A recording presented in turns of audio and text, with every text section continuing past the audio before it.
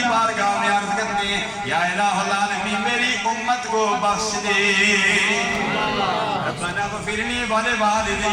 یا اللہ تو مجھے بھی بخش دے، یا اللہ میرے والدین کو بھی بخش دے، یا الہ العالمین وللمؤمنین یوم یقوم الحساب، یا الہ العالمین سرکار ابد کرام صلی اللہ علیہ وسلم کی ساری امت کو بخش دے، جنہوں نے کلمہ پڑھا لا الہ الا اللہ محمد رسول اللہ، یا اللہ سب کو بخش دے، یا الہ العالمین جنہوں نے باقی نبیوں کا کلمہ پڑھا وللمؤمنین یوم یقوم الحساب، جنہوں نے ابراہیم خلیل اللہ کا کلمہ پڑھا دنیا سے چلے گئے، جنہوں نے نوح نبی اللہ کا کلمہ پڑھا، جنہوں نے حضرت عیسیٰ روح اللہ کا کلمہ پڑھا، سابقہ انبیاء کرام کی امتیں اپنے اپنے نبی کے نام پر کلمہ پڑھتی رہی، یا الہ العالمین سب نبیوں کی امتوں کو بخش دے، وللمؤمنین یوم یقوم الحساب۔